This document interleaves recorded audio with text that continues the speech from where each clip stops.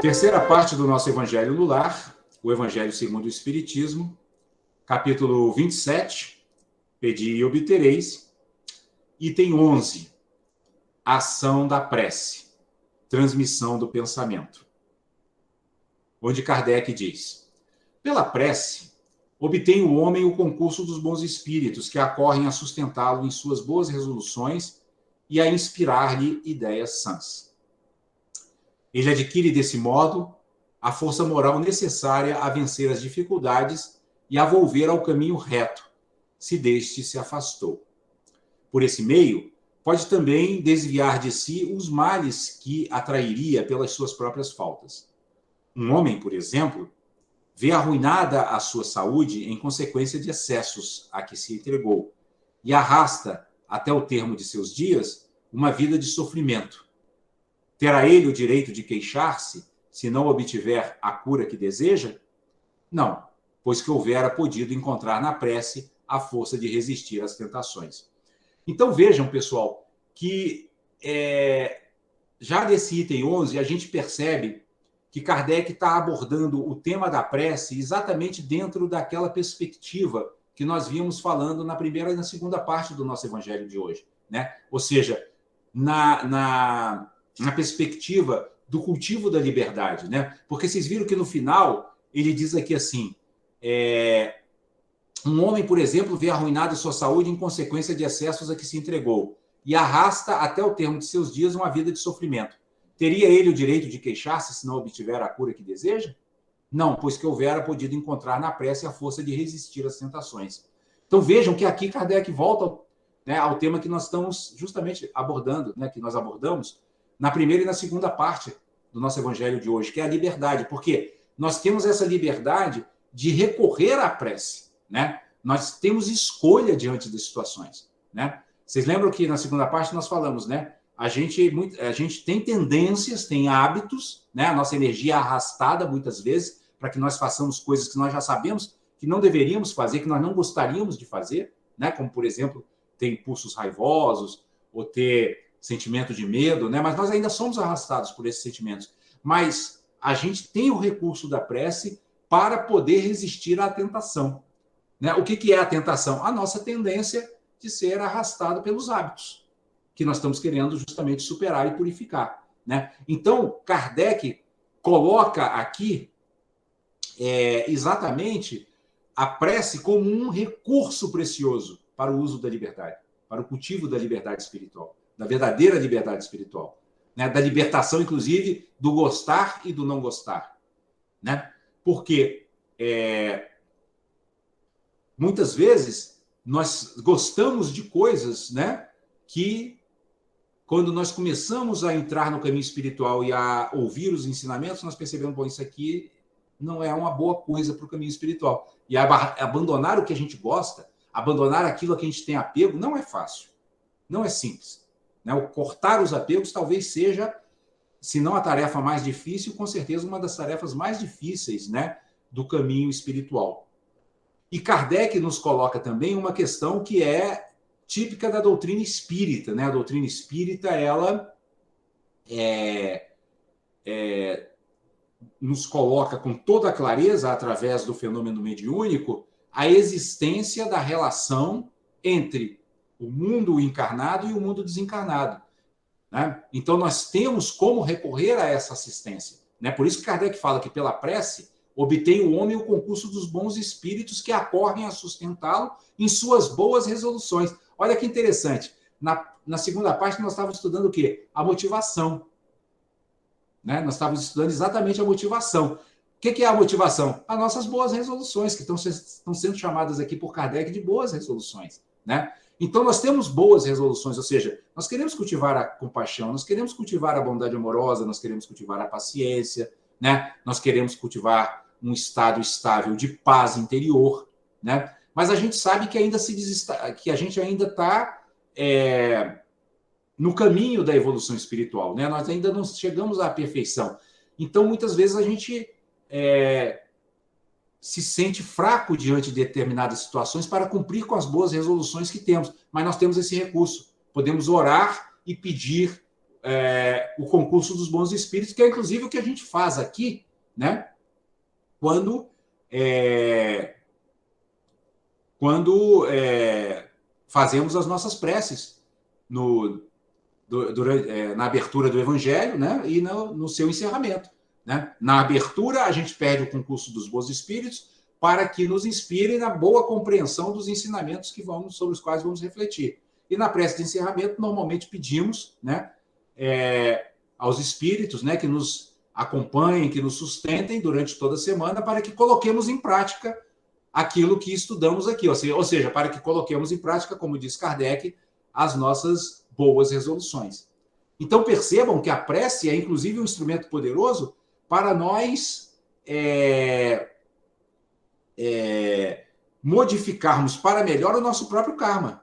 Porque cada prece que nós fazemos é uma semente de bem que nós plantamos no solo do nosso espírito. Não sei se vocês se lembram, já por algumas vezes nós sorteamos aqui a mensagem no solo do espírito. Né? Nós estamos o quê? Arando o solo do nosso espírito. Né? Por quê? Porque nós estamos estudando o Evangelho e estamos procurando colocá-lo em prática na nossa vida cotidiana. Então, nós estamos arando esse solo, né, com cuidado, né, com zelo, né? Para quê? Para que as sementes do bem possam brotar em nosso mundo interior. Né? E aí, Kardec segue ainda, no item 12, dizendo que se em duas partes se dividirem os males da vida, uma constituída dos que o homem não pode evitar, e a outra das tribulações de que ele se constitui a causa primária pela sua incúria ou por seus excessos, ver-se-á que a segunda em quantidade excede de muito a primeira. Isso é uma coisa que Kardec fala, inclusive, em vários capítulos lá atrás do Evangelho segundo o Espiritismo. Né? A maioria dos males da vida são resultado da nossa própria incúria, da nossa própria falta de lucidez, da nossa própria falta de clareza. Né? A gente falou na segunda parte do nosso Evangelho, por exemplo, sobre os alimentos que a gente ingere, né? E que não são bons para a nossa saúde, né? Mas que a gente ingere por arrastamento. Né? Então, muitas vezes, a gente tem visto muito atualmente, por exemplo, pessoas que têm diabetes, por exemplo, não é aquela diabetes de nascença, né? Que são mais raros. É aquela diabetes que se adquire ao longo da vida e que lá na idade mais, né, da velhice, da terceira idade, a pessoa manifesta aquilo. Por quê? Por causa dos hábitos, né, muitas vezes alimentares que cultivou ao longo de toda a vida. Né? Colesterol, a mesma coisa. Né? Os médicos, inclusive, hoje, eles dizem que existe uma forte influência da genética em muitas doenças, mas o estilo de vida ainda é o que pesa mais. Percebem? Então, é isso que Kardec está falando aqui. Né? O nosso estilo de vida, a forma como nós agimos agora, é a causa tanto dos benefícios quanto dos malefícios, da maioria, né? Dos benefícios e dos malefícios de nossa vida. Né? Se soubermos atuar, né? Nós conseguiremos evitar muitos males na nossa vida, simplesmente cultivando uma mente lúcida, né? Uma mente clara, uma mente estável. Né? E outra coisa também interessante é a gente lembrar que aqueles males que nós não podemos evitar, através da prece nós podemos lidar com eles com mais equilíbrio. Percebem? Então, tem determinadas coisas que acontecem muitas vezes na vida de uma pessoa, por exemplo, digamos que ela contrai câncer, né? Uma coisa que ela não pôde evitar. Mas ela pode lidar com isso de uma maneira mais equilibrada, mais serena, através, inclusive, do recurso da prece, né? Recorrendo a isso que nós estamos falando aqui. Dentro do próprio budismo, eles citam alguns mestres que tiveram câncer, né? Alguns mestres muito avançados que tiveram câncer, mas que aquilo para eles não significou nada. Eles seguiram ensinando, seguiram cultivando os ensinamentos espirituais até a hora da morte, sem transformar aquilo numa tragédia, sem transformar aquilo numa aflição mental. Olha que coisa interessante. Havia o sofrimento físico, mas aquilo não se transformou em aflição mental. O que é o exemplo de Jesus também na cruz. Né? Foi crucificado, foi chicoteado, né? As mãos perfuradas por pregos, os pés perfurados por pregos, mas não havia aflição mental. Não havia o sofrimento, né, interior em função daquilo. Né? E a gente fica imaginando até como esses seres lidam com a dor. Né? Porque vocês já perceberam que, por exemplo, uma mãe que está tendo um filho, ela tem... As pessoas que já tiveram filhos, né, falam que as dores do parto são muito fortes, são muito intensas. Mas a mãe, normalmente, ela não tá nem aí para a dor, porque a felicidade de ter um filho, né, suplanta aquilo, né? Então, até nós, seres comuns, muitas vezes, dependendo da motivação que tenhamos em determinado momento, a gente consegue passar pela dor de maneira tranquila, né? Por quê? Porque há algo maior, né? Como no caso da mãe, aí é o filho nascendo. Aquilo é maior do que a dor. E a dor praticamente fica ignorada, né? Então, tudo isso está na nossa mão, fazer de maneira consciente, né? Quer dizer, a gente pode ter, por exemplo, uma motivação, que era o tema da nossa segunda parte, tão intensa de prática espiritual, né? Que as dores da vida vão se tornando pequenas, né? Diante da grandiosidade do caminho de evolução interior que se descortina à nossa frente, né? E aí Kardec segue dizendo, né? Faz-se, portanto, evidente que o homem é o autor da maior parte das suas aflições, às quais se pouparia se sempre trabalhasse com sabedoria e prudência, né? Então, isso é um ponto que a doutrina espírita enfatiza frequentemente, intensamente, né? Somos seres livres. A lei de liberdade é uma das 10 leis morais do Livro dos Espíritos, né? Ou seja, nós podemos a todo momento fazer boas escolhas, fazer escolhas sábias que nos conduzirão, né, como diz Kardec aqui, a uma vida de sabedoria, né, e, portanto, a uma vida de equilíbrio e de felicidade interior, né, mais intensas, né? E aí Kardec segue ainda nesse item 12, dizendo, não menos certo é que todas essas misérias resultam das nossas infrações às leis de Deus, e que, se as observássemos pontualmente, seríamos inteiramente ditosos.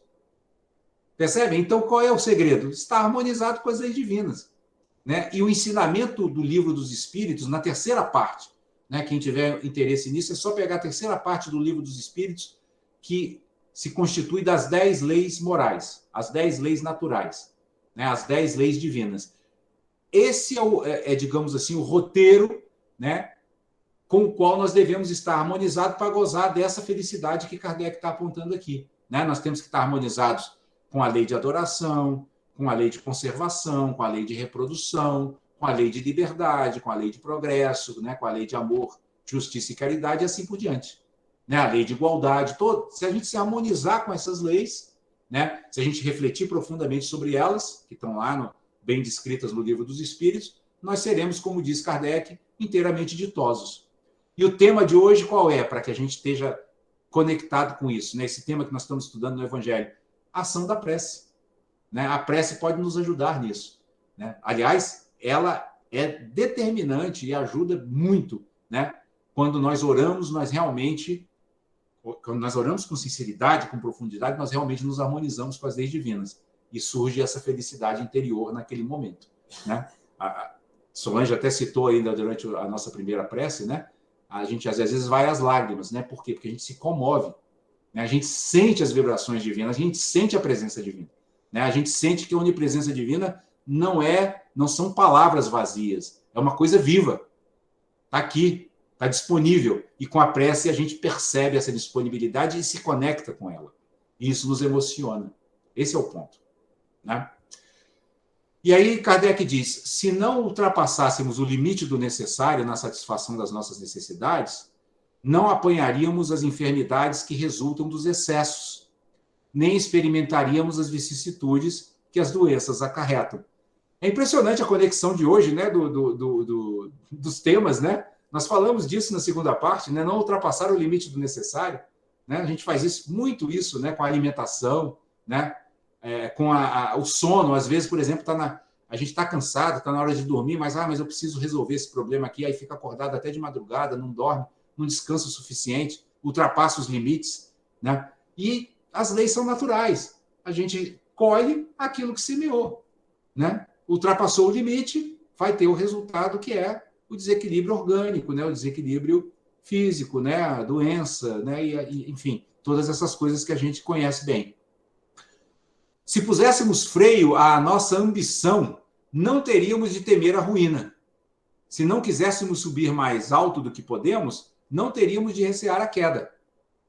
Se fôssemos humildes, não sofreríamos as decepções do orgulho abatido.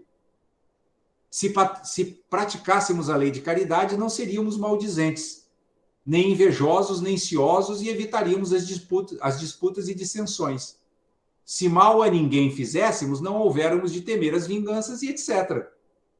Vocês percebem a clareza? Kardec, ele tem, assim, uma coisa que eu gosto muito dele é a clareza, né? Ele vai direto ao assunto, a coisa fica muito límpida, não tem dúvida, né? Ele colocou aqui, né, a ruína é fruto de quê? Da ambição desmedida, né? A gente querer mais do que precisa, né? É a ganância, uma das ações não virtuosas de mente que mais obstruem a caminhada espiritual. Ninguém vai conseguir avançar no caminho espiritual se for ganancioso, ambicioso, né? Muito pelo contrário, nós precisamos de simplicidade, né? A simplicidade é que traz leveza para nossas vidas, né? Depois Kardec fala também, só vai recear a queda quem quiser subir mais alto do que podemos. Ou seja, temos que estar conscientes até onde eu posso ir, né? Até onde eu posso né? Eu posso. As pessoas falam na linguagem popular, não dá um passo maior do que as pernas. Claro, não podemos dar passo maior do que as pernas. Nós temos que ter isso no caminho espiritual, chama-se honestidade. Honestidade conosco mesmo. Aonde é que eu estou e o que é que eu sou capaz de fazer nesse momento, né? Fazer o que for possível nas condições que temos, enquanto não temos condições melhores de fazer melhor ainda, né? Temos que ter clareza de quais são as condições que temos nesse momento, né? Não adianta querer aqui, por exemplo, fazermos atos, digamos assim, né? Digamos assim, por exemplo, a gente vê seres como Madre Teresa de Calcutá, né? Abandonou tudo, foi lá e foi morar com os pobres de Calcutá, num bairro perigosíssimo, né? Num lugar assim super ameaçador e tal, e com todas as dificuldades. Será que nós teríamos essa capacidade, né? Então, talvez melhor fosse para nós, né, cultivar a compaixão com os nossos mais próximos, né, que já são bem desafiadores, né? Às vezes o filho, né? O neto, a esposa, né? O marido, né? O irmão, né? Já estaríamos fazendo uma boa coisa. Então, temos que ter essa consciência, né? Qual é o passo que podemos dar nesse momento e também não deixar de dá-lo, né? Não deixar também, não ficar, por exemplo, nas relações familiares reclamando do que está acontecendo, porque nós estamos ali justamente porque o destino nos colocou onde nós precisamos estar, né? O melhor lugar para o nosso crescimento espiritual, né? E aí Kardec vai falando, né, de tudo aquilo que vai gerando nossos problemas, né? A gente não teria se nós fôssemos humildes, por exemplo, não sofreríamos as decepções do orgulho abatido, né? Só pode ter orgulho abatido quem for orgulhoso, né? Por isso que a gente combate, né? A gente fala no caminho espiritual temos que dissipar as emoções perturbadoras. Uma delas é o orgulho. É não se achar mais. O que é o orgulho? É a gente se achar algo que nós não somos, né? A gente se dá uma importância que nós não temos, né? Maior do que aquela que nós deveríamos ter, né? Então, tudo isso são dicas que ele nos dá, né, para que a gente,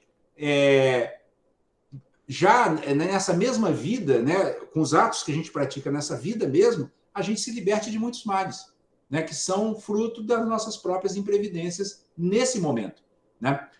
E Kardec falava isso porque Kardec, como uma mente muito lúcida que era, ele percebia que o espiritismo dava margem para as mentes confusas dizer assim: ah, não, isso é karma. Ah, isso é meu karma, né? Ou seja, era um comodismo espiritual, né, que pegava a própria doutrina para se justificar. Não é assim que nós devemos nos comportar. O karma é dinâmico. Nossa obrigação é estar melhorando esse karma, né, purificando esse karma a cada gesto, a cada fala, a cada pensamento e a cada ato. Essa é a nossa responsabilidade.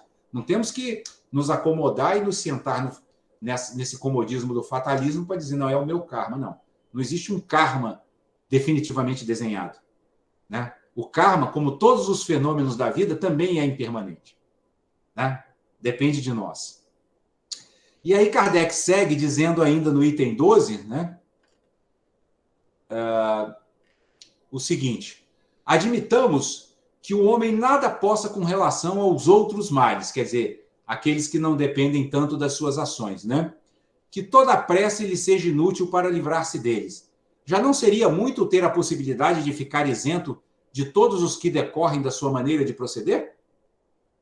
Né? Então, vocês percebem como o Kardec era um professor, né? Ele vai levando o aluno a pensar, né?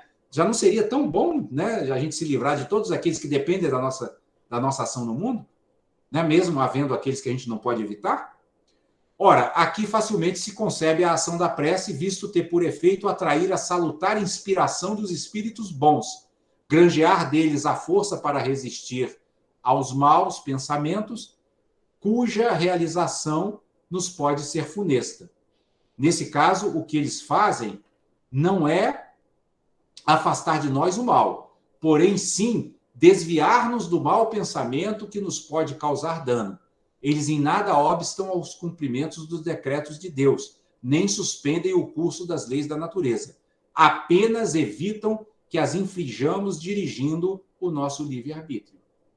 Isso aqui é um ponto super importante, né? Porque a prece no Espiritismo, ela não leva o praticante a entregar a outrem a sua responsabilidade.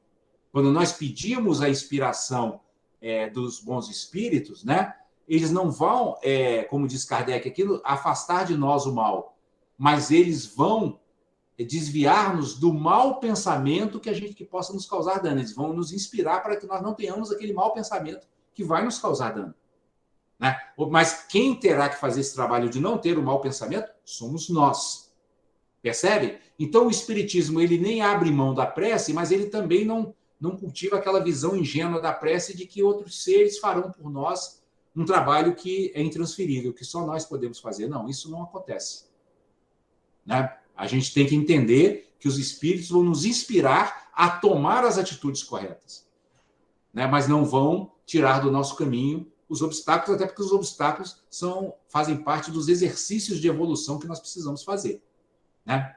É igual um professor na academia, né? Você vai lá, ele te dá a orientação para você fazer o exercício para você criar músculo. Ele não vai fazer por você, porque se ele fizer, você não cria músculo.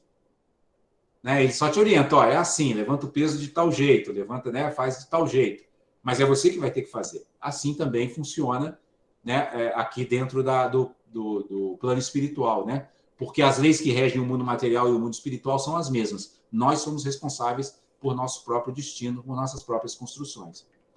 E aí o Kardec segue dizendo: os espíritos agem, contudo, a nossa revelia de maneira imperceptível para nos não subjugar à vontade. Ou seja, os espíritos eles não subjugam a nossa vontade.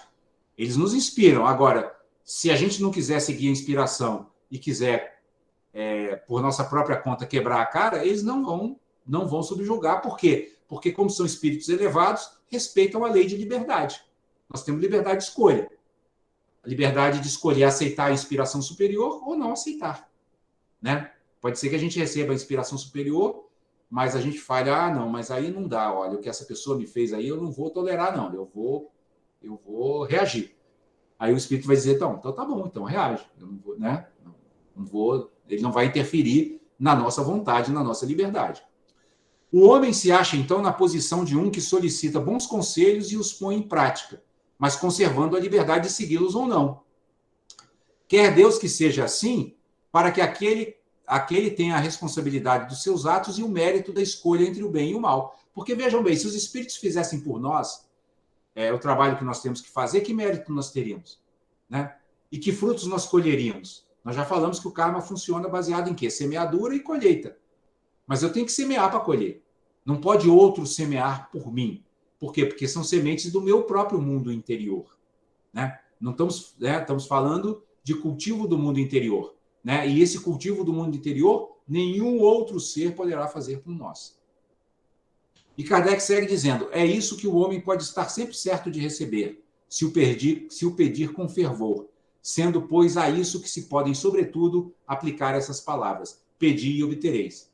Então, o que Kardec está dizendo? Se nós pedirmos com fervor, com certeza obteremos inspiração superior. em qualquer circunstância da vida, né? Não significa que nós obteremos exatamente aquilo que nós desejamos, porque muitas vezes nós estamos desejando coisas que não são, não refletem nossas verdadeiras necessidades, né? Às vezes, por exemplo, nós temos uma convivência difícil com algum ser, né? E nós pedimos a Deus assim que, puxa, você mude, Senhor, por favor, poderia mudar a mentalidade desse ser que coabita aqui comigo e tal. Só que muitas vezes, e quase sempre é assim, né? Aquele ser está ali exatamente para nos desafiar a sermos melhores, né? E para que, em sendo melhores, em nos transformando, essa energia da nossa própria transformação também magnetize aquele ser para que ele se transforme. Percebe? Porque muitas vezes a gente até fala, né, palavras de sabedoria, mas a gente ainda não consegue transmitir aquela energia forte que Jesus, por exemplo, transmitia, né, que transformava a pessoa ali só na sua presença, né? E o que nós estamos tentando cultivar é isso, uma motivação, que era o tema nosso aqui da segunda parte, tão intensa e tão forte que produza um impacto energético no outro ser que também o estimule a cultivar esses ensinamentos espirituais que nós estamos estimulados a cultivar, que nós estamos cultivando com entusiasmo, com alegria e com vontade de realmente praticar e aplicar, né? E aí Kardec segue aqui na conclusão desse item dizendo: mesmo com sua eficácia reduzida a essas proporções, já não traria a prece resultados imensos? Quer dizer, mesmo que a prece nessas situações em que a gente não tem como mudar a circunstância, o fato dela nos trazer paz, lucidez e sabedoria, já não seria um grande resultado? Porque mesmo diante de situações que a gente não pode mudar, estar lúcido e tranquilo diante da situação já é felicidade. Eu não preciso mais do que isso. Se eu estou em paz, né, eu posso estar doente, com dor, mas se eu estou em paz, se aquilo não tira a minha paz, se aquilo não me aflige, não há sofrimento no sentido que a gente considera sofrimento, né? Há dor, muitas vezes, há dor física, há desconforto, mas aí pode não haver sofrimento. Percebe? Mesmo diante do inevitável, nós podemos evitar a aflição e o sofrimento, cultivando um estado interno equilibrado, favorável através da prece, que é o tema desse capítulo, né? Por isso que é pedir e obtereis. Isso nós obteremos mesmo, se rezarmos com fervor, né? Com sinceridade, com intensidade, com certeza obteremos essa paz. E aí ele diz assim, né? Ao Espiritismo fora reservado provar-nos a sua ação, a ação da prece, como nos revelar as relações existentes entre o mundo corpóreo e o mundo espiritual. Os efeitos da prece, porém, não se limitam aos que vimos de apontar. Recomendam-na todos os espíritos. Renunciar alguém à prece é negar a bondade de Deus. É recusar para si a sua assistência e para com os outros abrir mão do bem que lhes pode fazer. Porque nós podemos fazer bem aos outros orando por eles também, né? Quando a gente ora por um ser, nós vimos isso na semana passada, né? O fluido universal, que é essa substância etérea que permeia todo o universo, ele é movimentado pelo impulso da nossa prece. E essas vibrações vão sendo conduzidas por esse fluido universal até o ser ao qual nós nos dirigimos, seja ele um ser encarnado ou desencarnado. E ele, ao receber esses influxos da nossa prece, ele vai ter uma sensação boa, uma sensação agradável. E quanto mais aberto ele estiver à espiritualidade, né, ao cultivo do mundo interior, mais benefícios ele vai colher dessa prece que fizemos por ele. Porque também tem isso, a pessoa que recebe tem que ter méritos também, né? Tem que estar aberta a receber, né, o influxo daquela prece que nós emitimos em seu benefício. Mas o mais importante de nós gravarmos desses dois itens que nós estudamos hoje, item 11 e item 12, é essa confiança de que a prece é eficaz, né? A gente, no item anterior a esse, porque esse item agora, ele é a ação da prece e transmissão do pensamento, mas o item anterior era a eficácia, né? Eficácia da prece. Esses itens, eles explicam o quê? Como que qual é o mecanismo que torna a prece eficaz? Né? É essa ação poderosa que ela tem, né, de trazer paz para nós e para aqueles que são objetos da nossa prece, né? Então, a gente deveria realmente meditar muito, né, durante essa semana, né, sobre essa capacidade que a prece tem, né, de agir beneficamente em favor de todos aqueles que a utilizam como um instrumento poderoso de avanço no caminho espiritual, né, de cultivo da paz interior e da estabilidade mental, que nos levará a ter uma mente